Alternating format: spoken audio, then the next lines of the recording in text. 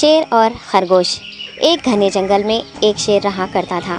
وہ تمام جنگل کا بادشاہ تھا، لیکن وہ بادشاہ جیسے پیش نہیں آتا تھا۔ ہر دن بے رحمی سے جنگل کے جانوروں کو کھا جایا کرتا تھا۔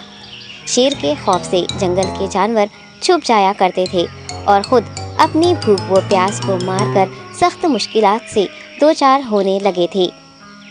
اس طرح کچھ دن بعد جنگل کے تمام جانور ایک مقام پر جمع ہوئے اور شیر کے شر سے محفوظ رہنے کے لیے سب مل کر رائے مشورہ کرنے لگے۔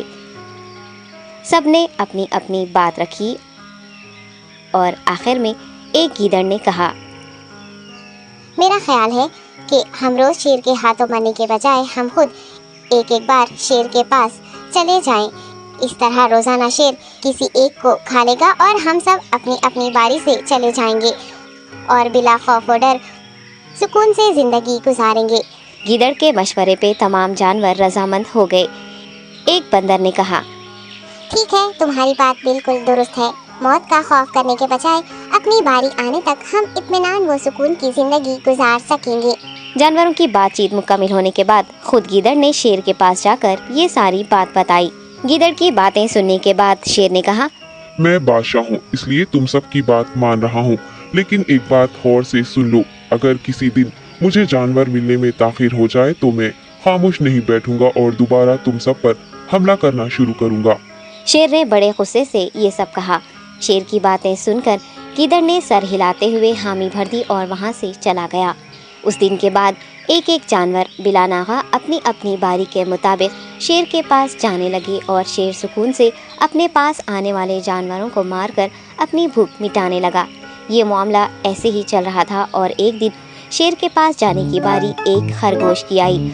وہ خرگوش بہت ہی ہوشیار تھا۔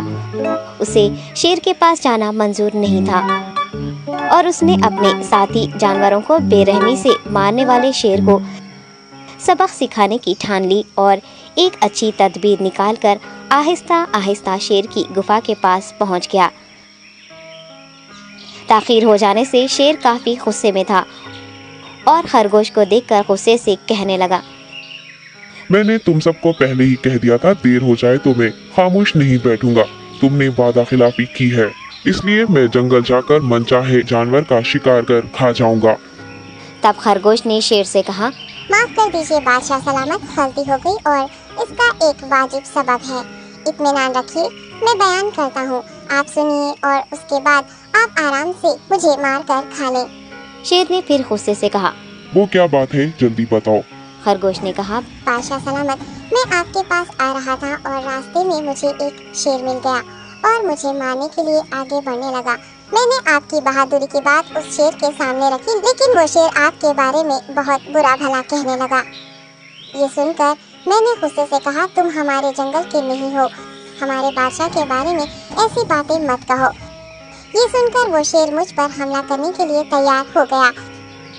یہ دیکھ کر میں نے کہا، تم مجھے مارو گے تو ہمارے بادشاہ تمہیں ہرگز نہیں بخشیں گے۔ تب اس شیر نے کہا، تمہارا بادشاہ میرا کیا کر لے گا؟ میں نے کئی ہاتھیوں کو اپنے پنجے سے مار گرایا ہے۔ تمہارا بادشاہ ہو یا کوئی اور ہو، میرے ہاتھوں بچ نہیں سکتا اور میرے سامنے کوئی ٹک نہیں سکتا۔ میں اسے ختم کروں گا۔ یہ سب بدتمیزی کرنے لگا۔ میں نے اس شیر سے کہا، تم ہمارے بادشاہ سے آ کر بات کرو۔ تب اس نے فخر سے کہا، میں کیوں آؤں؟ تمہارے بادشاہ میں دم ہے تو اسے ہی یہاں لے کر آؤ۔ یہ کہہ کر مجھے دبانے لگا۔ بادشاہ سلامت، اسی لیے آنے میں تاخیر ہو گئی۔ یہ سنتے ہی شیر غصے سے کہنے لگا، چلو ابھی چلتے ہیں، اسے ختم کر دوں گا۔ یہ سننے کے بعد خرگوش نے شیر کو جنگل کے درمیان موجود ایک کنویں کے پاس لے گیا۔ خرگوش نے کہا، بادشاہ اس کے اندر دیکھیے، وہ وہاں آپ کا بے صبری سے انتظار کر رہا ہے، آپ اسے اچھا سبق سکھائیے۔ شیر غصے سے فوراً کنویں میں جھانکنے لگا اور زور سے دہاڑنے لگا۔ تب دوسری جانب سے بھی دوسرا شیر دہاڑتا ہوا محسوس ہونے